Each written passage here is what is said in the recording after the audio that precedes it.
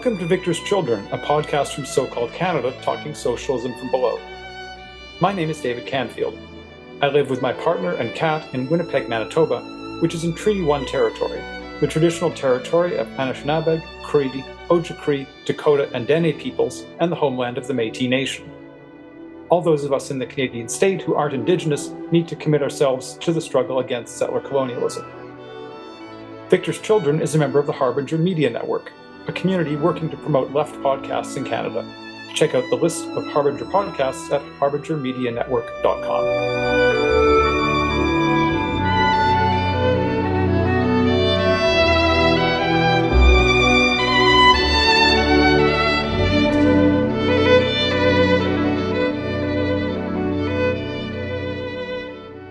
On a recent episode of Victor's Children, episode number 60, Charlie Post and I discussed why very large and influential socialist political organizations, or parties, are a necessary ingredient for social revolutions that break with capitalism and begin transitions towards socialism. Charlie surveyed the history of socialist parties as well as efforts by highly committed revolutionary socialists from the late 1960s on to build new parties by organizing their very small or tiny groups as if they were socialist parties, only smaller. It's what we can often call the micro-party model, with minimal or no lasting results, unfortunately. And we also talked about the problems of the usually sectarian, very small groups organized on micro-party lines. Such groups are still very much with us on the far left today. In the US, PSL, it would be well known, and in the Canadian state, the RCP. In the UK, listeners might know the SWP, SP, and RCP. But we also, in that episode, talked about the different kinds of problems that very broad and loose socialist organizations like the Democratic Socialists of America have before talking a bit about an alternative approach. And this episode of the podcast is going to focus on that last issue. How should socialists organize today? If you have not listened to episode 60, I encourage you to listen to it before this episode since it's a sequel, but you don't have to. But I'm very happy to be joined on this episode by two guests, so could you introduce yourselves? My name's Charlie Post. I live in New York. I've been active on the revolutionary left since the early 1970s. And I most recently, in the last 30, 40 years, I was for about 25 years, I was very active in Solidarity, which was an attempt to build a revolutionary socialist current that rejected the microsect model, which came up against its own set of problems. And since 2020, I've been a member of the Tempest Collective here in the US. For a long time, I did my main area of political activity was in the faculty union at the university I taught at, the City University of New York. And I've written extensively on a number of questions about socialist organization, working class history, etc. Well, my name is Andreu Coll. I'm a militant of Anticapitalistas here in Barcelona. I've been a member since we relaunched our political current here in the late 90s. I was never a militant of the LCR in the Spanish state, but nevertheless active politically since mid 90s too. So I was one of the members of the leadership of Anticapitalistas for many years, both in Catalonia and centrally, and also for quite a few years I've been in the main bodies of the Fourth International too, and I've also worked quite a lot on the editorial sector through Silone, Editorial Silone, and also I've been in the editorial board of Viento Sur, which is this review linked to our political current in the Spanish state. Listeners will find links in the show notes to these things. Yeah. Okay, fine. Yeah. Great. So British socialist Duncan Howells once argued in his words, organizations do not exist in a vacuum. They are composed of actual people in specific historical situations, attempting to solve real problems with a limited range of options open to them. An idea subsequently not taken seriously enough by the organization he belonged to, sadly. But I think Howells' point is important, so we need to be cautious about making general claims about how socialists should organize. But that said, for socialists who are committed to being constructively involved in today's workplace, community, and campus struggles and organizing, while working towards the long-term possibility of a social revolution in which the majority of people liberate themselves through their own struggles, I do think there are starting points to think about how we should organize. So I want to start by asking Charlie, could you share some thoughts about starting points about how socialists should organize in our time, at least in advanced capitalist countries like the ones in which most listeners to this podcast will be living? Right. Well, I think that my thinking has been very much shaped by the North American experience, where particularly in the US, there has been politically no substantive, independent, working class political organization since really the 1920s, 1930s. The Socialist Party of the US had maybe 100 to 150,000 members before the First World War. Today's numbers, that would be 250,000 to 500,000. The Communist Party, at its height, before it became essentially a reformist organization, had 30 to 50,000 members in the early 1930s. Again, today, 100, 200,000. The U.S. has never had even the sort of minoritarian social democratic or labor party that you have in Canada. So in the U.S., we're starting at and the U.S. has probably one of the weakest trade union movements in the advanced capitalist world. So all of this shapes the terrain in which a revolutionary left is attempting to negotiate itself. And I think and because the sort of potential audience for revolutionary ideas, because of the low level of organization and struggle, is somewhat limited, the sort of organizational, how we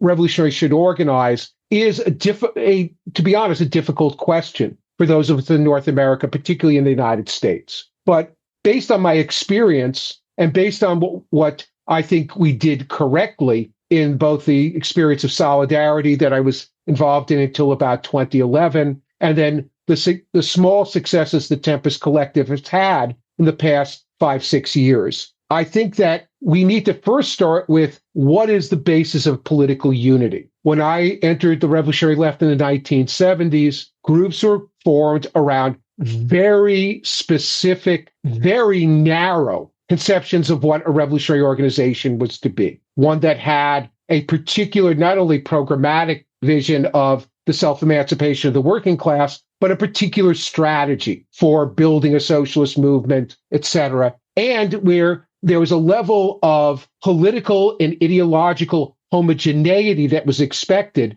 that was actually quite stifling.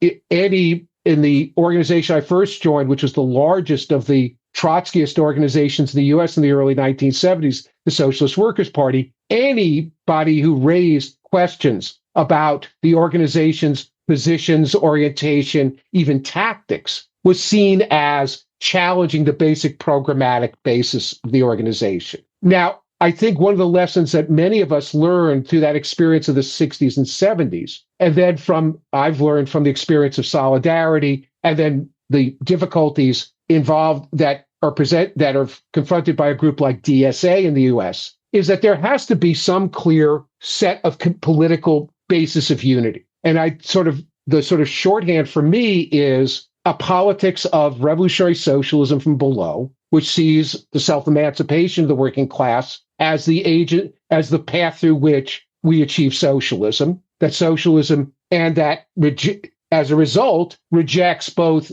mainstream reformist social democratic politics, the idea that one can win gains for working people primarily through election campaigns or routine trade union bargaining, lobbying of politicians, etc., and that sees that understands that there are social layers that are unconditionally committed to that reformist politics, parliamentary politicians, trade union officials, etc., and that we need to be building a militant minority of activists who may not be revolutionaries, but who are committed to building what our comrade Alan Sears has called infrastructures of dissent, independent organizations of struggle, whether it's in workplaces, communities, on campuses, etc. Combined with that is a rejection of what prior to 1991 we would all describe as the Stalinist states, the so-called, what you've called the actually existing socialism in your book, Red Flags, David. These bureaucratic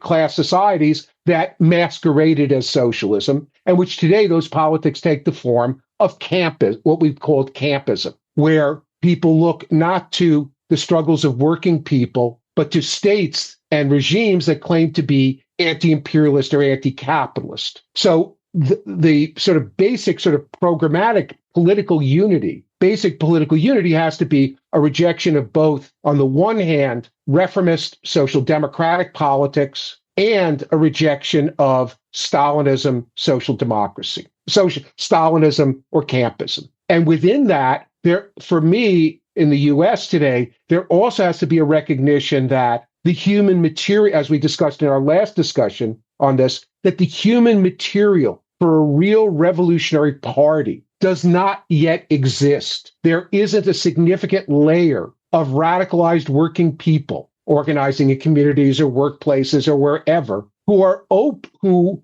have experienced leading real struggles, who have come up against the forces of official reformism, whether it's trade union bureaucrats, reformist politicians, the officialdom of the non-governmental organizations, which have completely which have taken over the social movement spaces, at least in the US, that we see as our task, not only convincing people one-on-one to become revolutionary socialists, but to rebuilding this activist layer in the class. Now, from that, we then have to sort of grapple with what are the expectations of membership. When I joined an organization in the early 1970s, you had at least 2 or 3 meetings a week. Your organization as a whole, your branch or chapter, your working group, whatever, a political meeting. There was an expectation of not only an expectation that not only would you be discussing and consulting with your comrades about the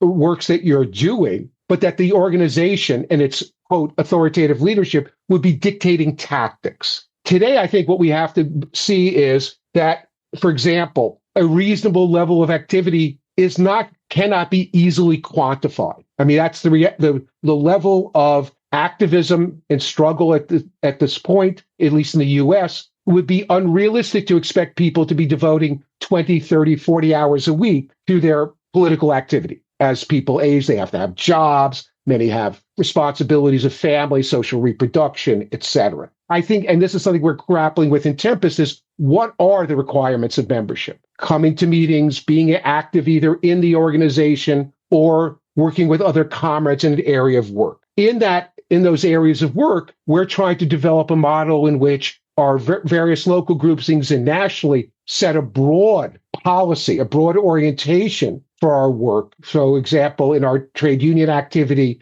that we are looking to build independent rank and file formations in the unions that can not only run in union elections, but can organize workers around day-to-day shop floor issues, political issues, contract campaigns, etc. But ultimately, the day-to-day tactics have to be decided by the comrades who are doing that work, and in some sort of ongoing dialogue and discussion with the organization as a whole. So, for example, in New York, Tempest has grown from a group of maybe 15 people. We'd have about 45 members. And the pace of political activity is picking up in New York between the Trump administration's increasing aggressiveness around immigration enforcement, no less their horrors on the world stage in Palestine, Iran, etc. And there's a greater expectations among activists, at least, that we can accomplish something because we now have a self-described socialist as mayor. So we're moving towards meeting twice a week. We're looking towards forming working groups of comrades in particular unions, particular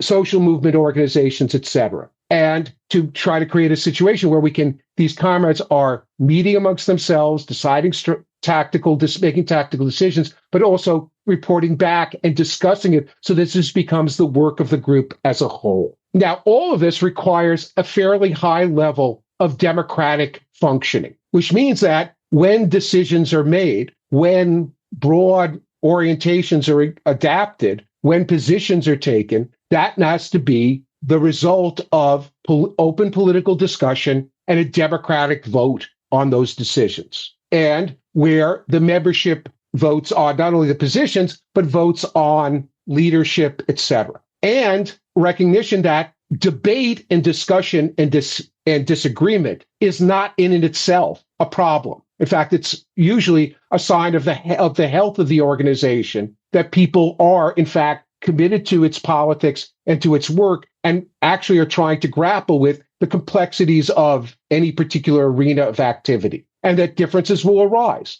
and that political minorities have the right to organize themselves, present their positions, make their arguments, but ultimately once those decisions are made, there's an expectation, I would say, that people, how to put this, in the past, in organizations I was in the 1970s, there was an expectation if you were in a minority on a particular political question, you were expected to defend the majority position in public, not just carry it out, but defend it. I think more realistically, I would expect that comrades who don't agree with a majority decision, what I would consider a reasonable level of collective organization and respect for the majority of the comrades, is an agreement that you do not obstruct the work of the organization. Does this make sense to comrades? I mean, these are all somewhat abstract, and we can get into them in more detail. And then finally, there has to be, and this is something that's come up, was clear in the 70s and 80s, and has become even sharper, particularly in the last 10, 15 years, with the series of revolutionary organizations going into deep organizational crisis around questions of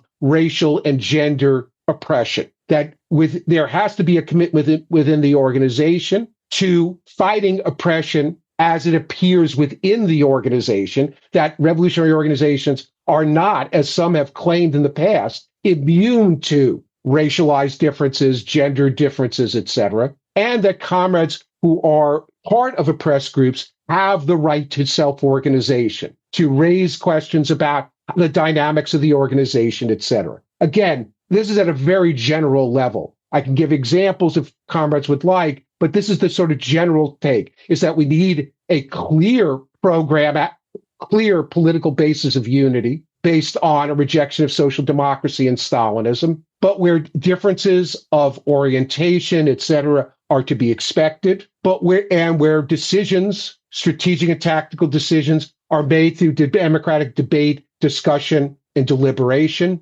and where comrades accept that even if you don't agree with something, you will not get in the way of the majority trying to act on their decisions. Thanks, Charlie. I'm interested, Andreu, in your perspective on these questions coming from your experiences. I think the main axis we need of analysis is to have a global vision of the nature of imperialism nowadays, the threats of the far right, and obviously the balance sheet of socialist experiences in the 20th century. I think these are key to learn and have a broad orientation. On the other hand, I also think that we need a balance between conservation of programmatic assets of our critical revolutionary Marxist tradition on the one hand, and the ability of integrating and opening to new debates that come from social movements, other political currents, etc.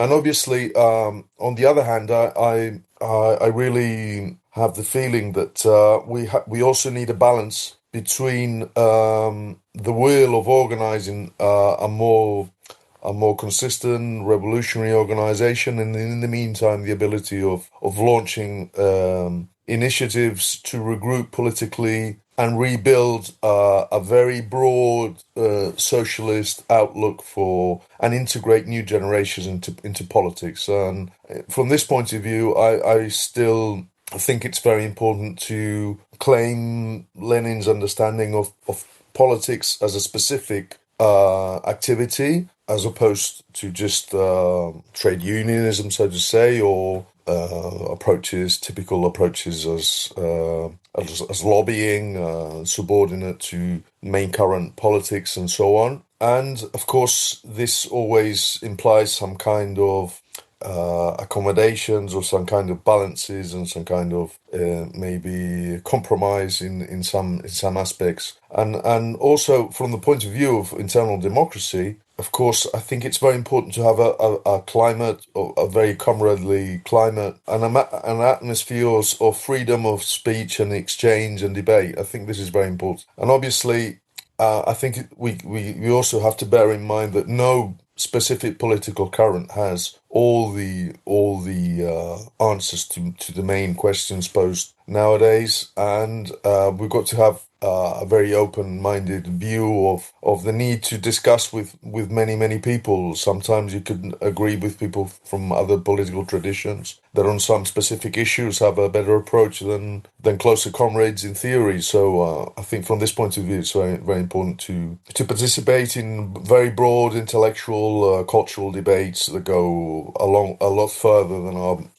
sort of revolutionary Marxist, more delimited tradition, so to say.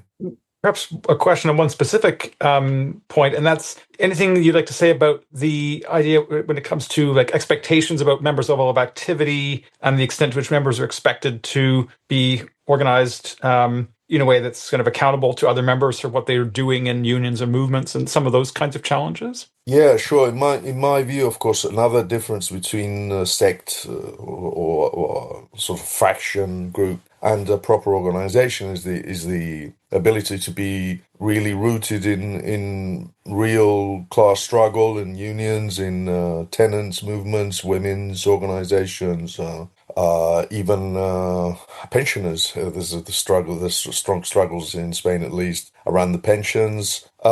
So I think this is important also to avoid sort of ideological paranoia, where you tend to develop or you tend to project your own views of reality on other people's understanding of what's going on in the country, and it's this deformation of reality that's typical of sort of ultra left dynamics, where you tend to disconnect from the views and the knowledge and the real discussions of ordinary people. And I think this is very important. And I think also working in broad left party experiences helps to adapt to discussion with ordinary people. I think this is very important to avoid these kind of sectarian dynamics in a way. So of course you need a balance, not to give in to the pressures of apparatus and so on, and have an independent view, but in the meantime the ability of discussing with ordinary people that is not aware of what certain bureaucracies are, or in broader parties the dynamics, and obviously, and then concrete, to be capable of focusing debates around concrete issues rather than ideological approaches which can be rather alien to people with different levels of knowledge or political ability to understand in advance certain dynamics or whatever. So I think this, and maybe in our experience in Podemos, we matured politically a great deal due to these needs, in my view. Huh? Thanks. And I'm going to come back to that because I think that experience that you referred to about Podemos will be interesting and unfamiliar to a lot of the listeners of this podcast.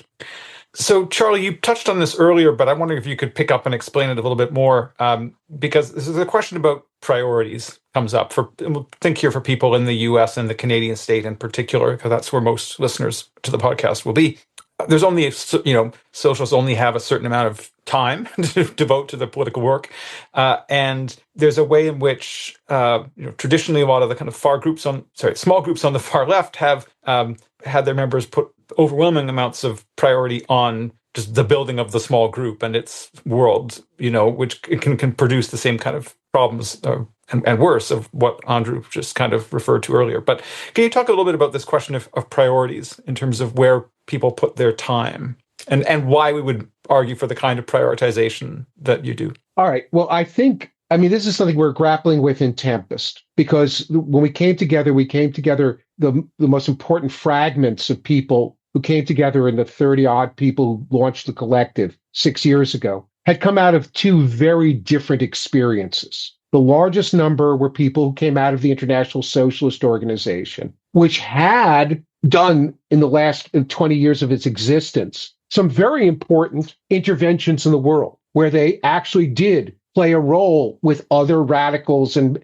activists in leading some important struggles, whether those were student anti-war struggles around the Second Gulf War, whether they were particularly in the Chicago Teachers Union and several other teachers' unions. They played very important roles. They did a somewhat successful campaign to end the death penalty, which actually ended the death penalty in a couple of states, but where the primary emphasis in the ISO was building the organization and preserving the organization, establishing, there was a fetish of organizational routines, paper sales, constant meetings, etc., which over time gave it something of the character of what Andreu had described of a sort of sectist character, where the preservation of the organization and its tradition became paramount over engaging with the world, both theoretically, analytically, and practically.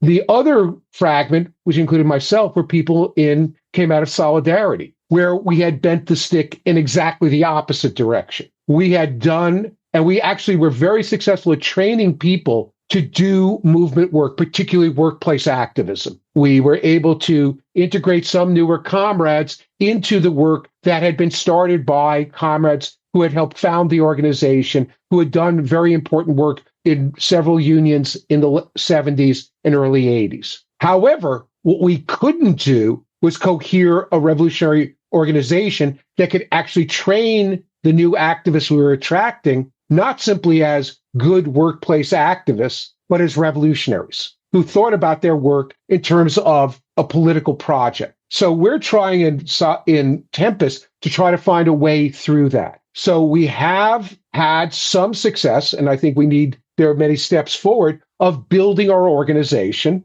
We've grown from 20, 30 people to over 200, which is still, a drop in the ocean in terms of the North American working class, but represents some progress. We regularly put out our website and developed a particular profile on the left, particularly not only nationally, but in several cities. And we're beginning we are developing working groups nationally and at the brand and building branches that actually meet face to face. We were formed during the pandemic, Andreu, and actually didn't meet in person for almost the first 18 months. At the same time, we're expecting people to be engaged in ongoing real struggle with real people, as Andreu put it, who come into struggle and come into conflict with their employer or their landlord or the state or government policies, not because they've already figured out that we have to oppose capitalism, but because they're pissed off. And in that, we have prioritized, I'd say, in the last couple of years, two areas of work. One is our ongoing work in the labor movement. We have probably about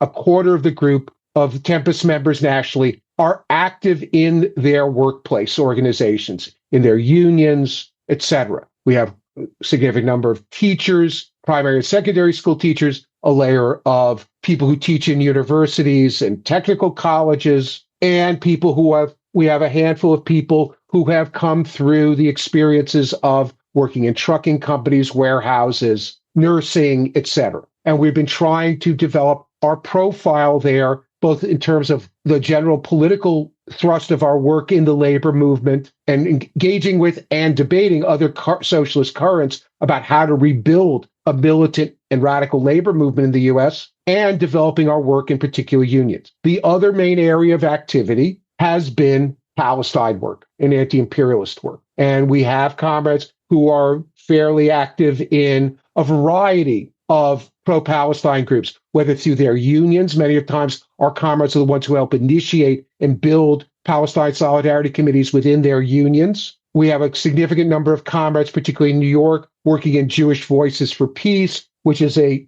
non-governmental organization that is explicitly anti-Zionist. It's the largest anti-Zionist organization in the United States since the Second World War. It has 20 or 30,000 members nationally. So those have been the main areas of activity. We're increasingly finding ourselves engaged in immigrant defense as the Trump administration has, stepped up its attacks on immigrant communities, the ICE raids, etc. In LA, our comrades were very involved in various networks that organized against ICE 6-8 months ago. We have a handful of comrades in Minneapolis, some of whom were well placed in teachers' unions and elsewhere. We're very active in the workers' assemblies that pushed for the strike actions and mass demonstrations that really, in some ways, pushed the Trump administration on its back foot recently in Minneapolis. And we're beginning to cohere that work in other cities as well. So for me, the priority is twofold. Of one, we need an organization that can help integrate and train people as revolutionaries and help them find ways to work with other like-minded radicals in their particular areas of struggle. And those areas of struggle, again, for the most part, have been work in the labor movement, work in Palestine solidarity, and now probably anti-Iran war activism as we can, and immigrant defense. When we first started, most of our comrades were members of the Democratic Socialists of America, and were active there trying to work with other radicals to develop a wing of DSA that had a vision that launching an independent socialist political organization, independent labor party, and where we had prioritized activism and mass organizing over running people for office, etc. And this was reflected the fact that DSA at that point, from 2017, late 2016 to 2020, was growing tremendously and attracting people who weren't that terribly interested in running in elections, but were interested in tenant organizing, union organizing, Palestine organizing, etc. Now, that opportunity to work in that milieu began to close in 2020 and 2021. First, DSA in early 2020 decided that they were going to put everything into first Bernie Sanders' presidential campaign. And when that failed by early March, basically committed themselves to trying to elect Biden and Harris in the 2020 elections. And as a result, were completely unprepared for the Black Lives Matter uprising of the spring and summer of 2020, which was the numerically largest social movement in U.S. history. In the wake of that, they started losing members, particularly the African American and other comrades of color who've been attracted to DSA. And then things became even sharply constricted in 2021, when a DSA member of Congress, Jamal Bowman, who was a congressman from New York City, voted for funding for the Iron Dome missile defense for Israel, for the U.S. to fund that. We were involved in an attempt to organize people within DSA to either censure him, expel him, or make it very clear DSA is publicly opposed to this. And instead, what the DSA leadership did was they clamped down on this opposition to remove the leadership of the Boycott, Divestment, Sanctions Working Group and the Palestine Solidarity Working Group. And after that, things shrunk considerably. We are exploring in New York today the possibility of, did the election of Zoran Mamdani, has this led to new growth in DSA, and has it attracted people who are interested in being organizers and people interested in struggle? We'll find that out in the next few months. But again, in the North America, at least in the US, and I think the situation may be opening up in Canada given the leadership fight in the new Democratic Party, there is not a realistic broad left political formation for us to be part of as a current, putting forward our politics and learning from others at the moment. There was 5-6 years ago, but we believe for the most part that opening has closed. Well, nowadays, we're basically very active around the tenants movement because of this massive bubble of financial capitalism taking over real estate in the main cities, linked up to all the invasion of tourists for a long time, mainly in Barcelona, but also nowadays in Madrid and elsewhere. So we have some key leaders here in Barcelona, Madrid, Seville, Valencia, other areas that have a central role building what we call the tenants union, which is very, very active. Mainly other political currents that are active inside are a very interesting autonomous tradition around people like Arrighi and so on, that are very brilliant intellectually and develop a great level of political economic analysis on the matter and so on. So we have a very good alliance with these people. So this is one axe. The other, of course, is Palestine. Also some comrades, actually one of your comrades from New York that's here, Kit, is also in Jewish. There's a group here too, Jewish and Arabs and Jewish together against Zionism here in Barcelona and so on. So here we have a role. Even in Madrid, we could say that we're actually together with the Palestinian community, with the leadership of the movement, in Madrid at least, Madrid capital. More globally, there's this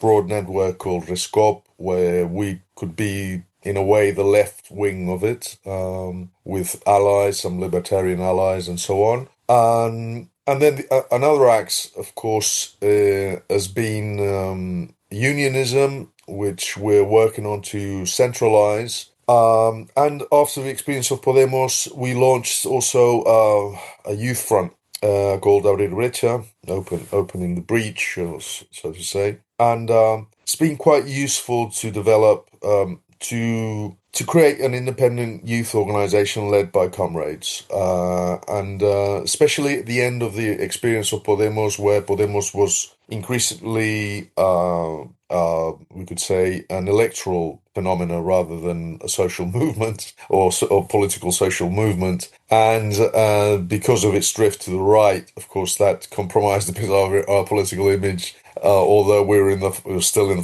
fighting the tendency to adapt to the outlook of joining the PSOE government and so on, with this coalition government at first in 2018 and so on. So that was quite successful, and that helped to build in some areas where we didn't have a real organization. But of course, what was really a bond forward was the experience of Podemos, because that allowed us to no longer be an organization, Madrid, Barcelona, Seville, and maybe some other group, and really become an organization nationally, or in the whole of Spanish state, if you like. And also the other key issue was that allowed us to build political figures with a mass influence and even a media influence. So that was also a very important point to develop politically. And of course, as the fight in Podemos itself allowed us to mature our organization in a very difficult context against very harsh apparatus with very Stalinist methods and so on. So this is more or less. And then around the question of party building, the most successful initiative that we've ever taken was to copy from our French comrades the idea of organizing a summer university every year at the end of August. At first, there was no tradition whatsoever in Spain of organizing events in August, because that was sacred as summer holidays. Even our elder comrade Jaime Pastor said this will never work in August, there's no tradition. Well, we created the tradition. So we were bold enough to at first start with just 150 or 200 comrades. And just before the coronavirus lockdown, we reached, and it was virtually the end of Podemos' experience, we reached about 1,000 attendants. So that was a great success, and it's not only from a point of view of having a very centralized and even with media coverage event every year that allows us to have a strong propaganda speaker, but also in terms of structuring the organization, organizing the campaigns, organizing the beginning of the political year, and also developing campaigns, and of course educationally to develop all kinds of seminars and discussions. So I think this is also more as for morale. It's very important to gather the whole of the organization at least once a year, and have many organizational meetings. And also, of course, it's a moment to invite key figures of the left of our tradition and beyond. So key central intellectuals and so on. So we can say with a great deal of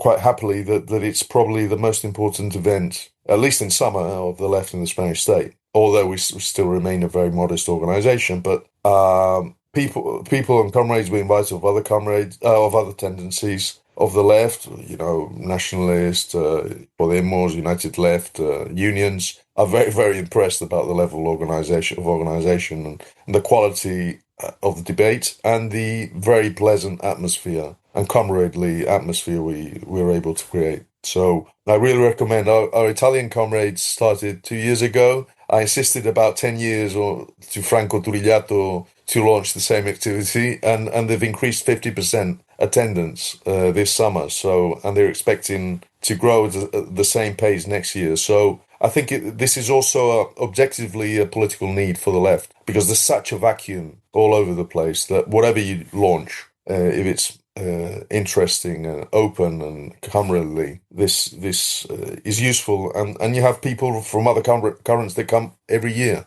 even though if they're not members. So it's a great success. Could you just briefly, very briefly, for people unfamiliar with the Podemos experience, just say something a little bit more so that people have a bit of an understanding of some of the things that you were just alluding to? And then I would want to ask you some specific questions about some of the things that you learned from that experience. Yeah, if you like, I can explain a little the background of the experience. Of course, it had a lot to do with the major crisis 2007, 2008, and its particularly harsh impact in the Spanish economy due to dependence of the building industry, of course the weight of the financial sector of the economy, and also a major political crisis. We could even talk of a regime crisis at the time: the monarchy, the main parties, the judiciary, or the national question, because also, of course, you have the social question, you have the national question, and political and economic crisis make things more acute. So, what were the two premises of Podemos? The first place was the Indignados movement, in 2011, this radical revolt against economic and political system, and a critique to all the main political parties that had led, that had managed the Spanish democracy since the end of the dictatorship, including the unions, because they just signed an agreement to reform the whole pension system, which was a total regressive agreement with no fight whatsoever. So this was also a critique. And also the other central issue was the Syriza hypothesis, the idea of a non-sectarian, independent from the Socialist Party group, and with the central role of social movements to launch it. So we at the time we were probably the only organized current defending the need of also a political alternative in this Indignados movement. At the time, most of the left, the organized left, this sort of fraction groups and sort of Stalinist or whatever ultra-left groups would denounce this as petty bourgeois and so on, the Indignados movement at the time.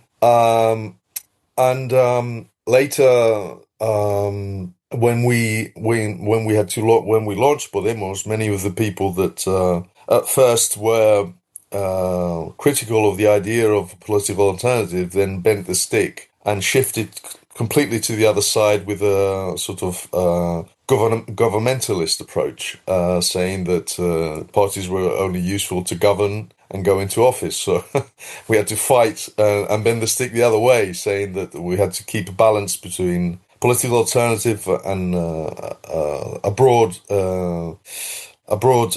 political movement.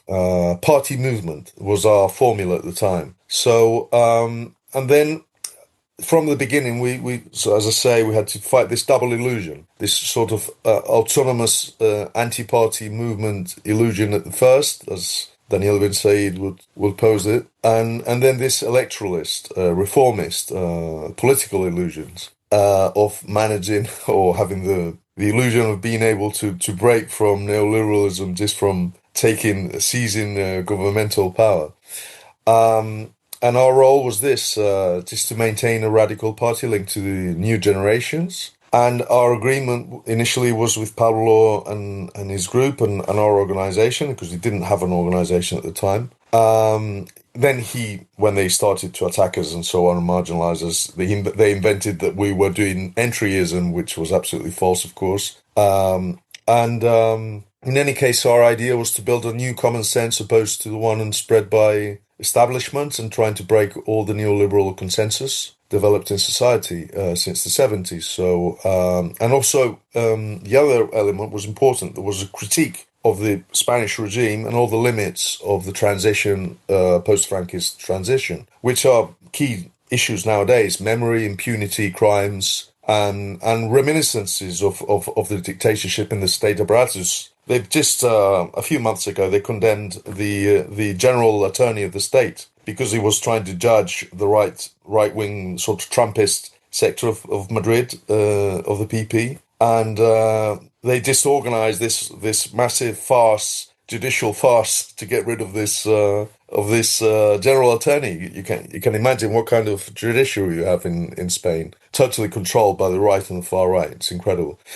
Well, never mind. In any case, the problem was this: that the initial potential of Podemos was undermined, I think, by the fact that Podemos ran into conflict and reacted in a very defensive and turned towards moderation and adaptation to the moods and prejudices of the middle classes. So the system reacted, developing Ciudadanos, which was this kind of Macronist centre demagogic anti-corruption party, but neoliberal nevertheless, and of course, they also adapted some of these political renovation issues like primary elections, renewal, and so on. But in the meantime, they renewed Spanish nationalism, reacting against Catalan independentism and so on, and that led the way to Vox, to this far renewed Trumpist or neo-Franquist far right. So, and the final battle was this: to avoid subordination to the Socialist Party. From the time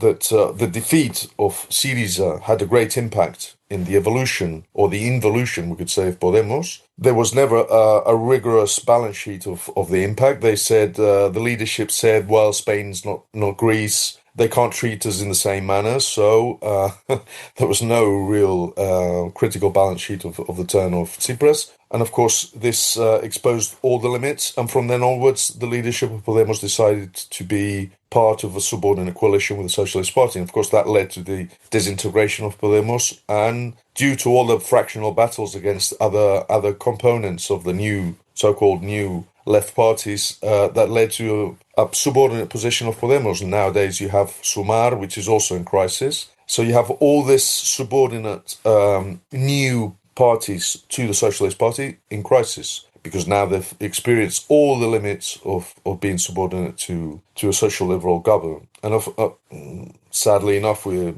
too isolated to be able to launch an independent electoral new framework nowadays. So unfortunately, we'll probably have to go through the experience of a far right government. So this is more or less our experience, but nevertheless, due to this, could say, Leninist common sense, we were able to preserve our own organization, have our own activity, and have a strong political projection during Podemos and after. So I think this was key to resist all the pressures and the internal fights, and to become a stronger organization, because I think that the experience made us stronger. That's, I think, very interesting for people outside the Spanish state. And I'm wondering if there's anything you'd like to pull out and talk about in terms of, through this experience that you went through joining, helping to create Podemos and then being opposed to the trajectory that it took, unfortunately,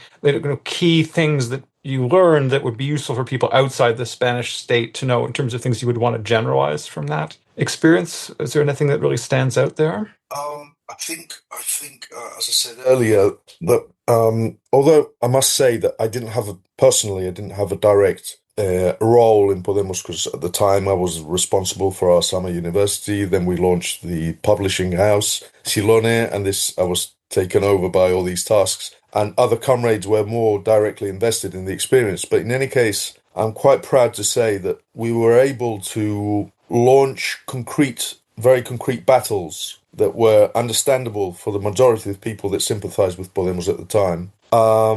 We developed a political approach, insisting from the beginning of the need of maintaining political independence from the Socialist Party, warning about the destructive effect of being subordinate to them, especially in the executive, central executive. In the meantime, we insisted to support some slogans, some central political slogans that differentiated us from the people that tended to adapt and change the program according to the political needs of each turn and each election. So in a way, ironically we were saying that Podemos didn't have a program. They had their program was a non-program, was totally adaptive, instrumental to whatever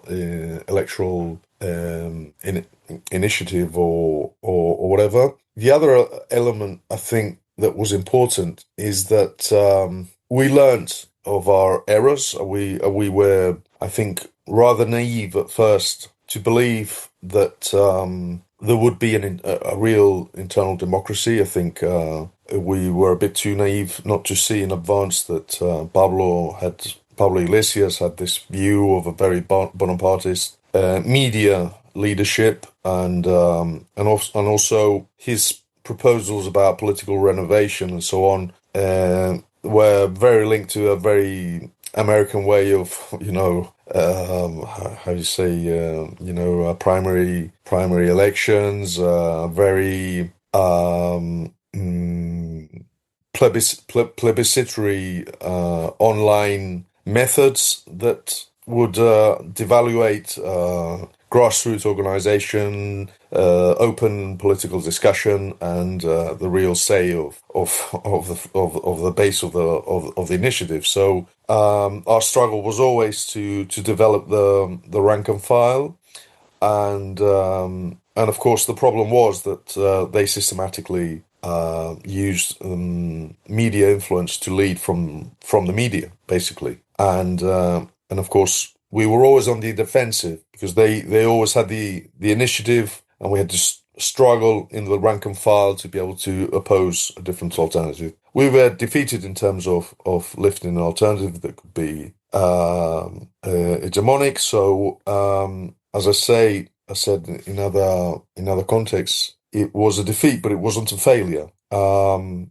I think we've learned from our mistakes too, from this point of view. But I insist, the idea of having an independent position, developing key programmatic issues, and organizing very concrete political struggles that are understandable for very broad layers of society, I think were key for our coherence. That many people nowadays, after the total disaster of two subordinate coalitions with the Socialists, now people that were insulting us in public now recognize that this was a disaster, that there was no control over the executive and so on, and that maybe from an independent position that could have allowed a left-wing government, but from our own independence and discussing law by law, position by position, budget by budget, that would have given a hell of a lot more independence and capacity of pressure on the government rather than being totally subordinate to an executive where you can complain when you don't agree, but you can't change the line because you're totally linked to the power of the president. So this is our view. Thanks. I think it's really useful for people who want to understand that political experience that Anticapitalistas has been through. As we move towards wrapping up, I want to maybe zoom out or broaden and ask you both for any thoughts you would like to offer listeners about in general, the opportunities and obstacles facing people who want to build socialist organizations in the era in which we find ourselves. Maybe start with you, Charlie, and then give the last word to Andreu. Well, the opportunities are presented by the fact that capitalism is in a deep and profound crisis. There are layers of people who are looking for some sort of alternative. Unfortunately, for the most part, particularly in North America and generally in the around the world, has been filled by a far right, a chauvinist, racist far right. But there have been, and I think pretty continuously in waves since the 2008 crisis, people beginning to engage, trying to figure out how to organize collectively and struggle against capital, the state, etc. And that's the opportunity. It takes a variety of forms. Some of them have been, particularly in North America, strictly electoral. which have disoriented large groups of people. I think that was the problem. Ultimately, PSA was not be able to see politics beyond electoral politics. But those are the opportunities. The limits, I think, again, are particularly, I feel this very sharply in the US and in North America generally, is the very weakness of the activist layer among working people, whether it's in tenant struggles, whether it's in workplace struggles, anti-imperialist struggles, etc. There hasn't been a continuity of activists who can draw, even if they're not drawing explicitly revolutionary Marxist conclusions, militant conclusions about the need to struggle, the need for independence, etc. That layer is very weak and there's a very sharp discontinuities. Layers emerge and then they get sucked into primarily in North America, into electoral and reformist politics, run for office as a Democrat, become a trade union staffer, become an NGO staffer, or they end up the alternative to that is either dropping out of politics or cohering in increasingly toxic and counterproductive sects.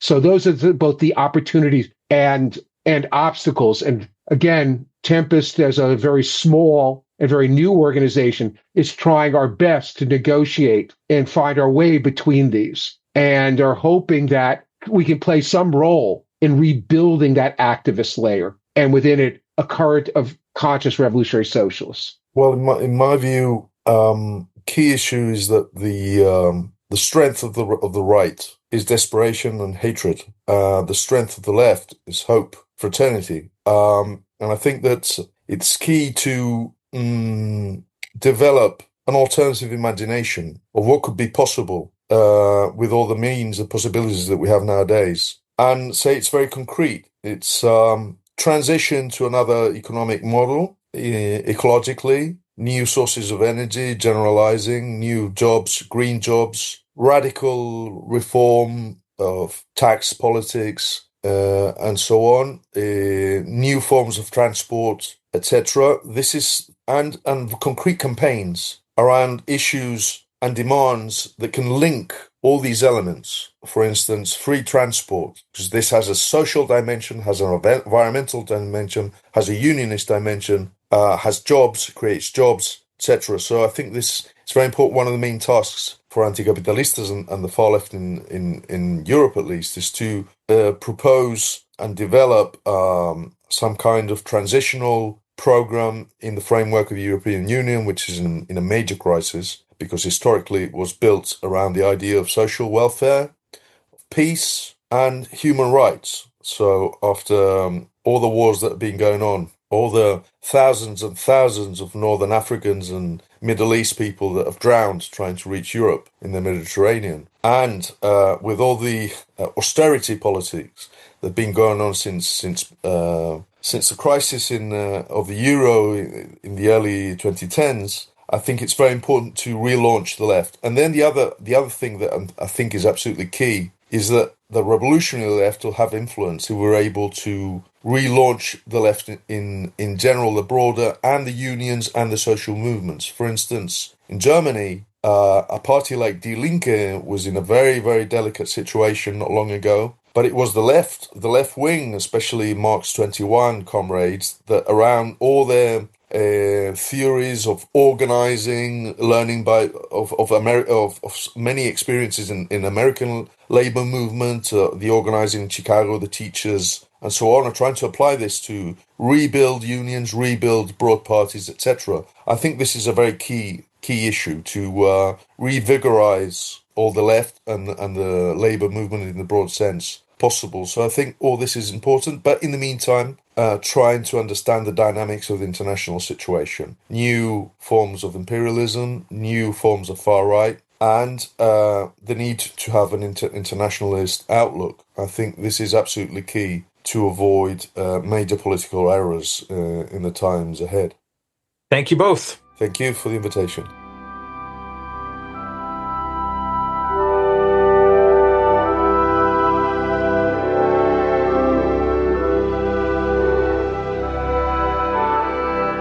That's it for this episode of Victor's Children. I'd like to thank Jonathan Croker, the producer of Victor's Children, without whom the podcast wouldn't be possible. I'd also like to thank Posey Legg, who designed the graphic for Victor's Children. If you found the episode worth listening to, please do tell other people about the show, since word-of-mouth recommendations are especially helpful. If you don't subscribe through your preferred podcast app, please do. And while you're there, please give the show a high rating. It helps to promote us. If you have a suggestion for an episode or some other kind of constructive feedback, feel free to be in touch with me. You can contact me through victorschildren@gmail.com.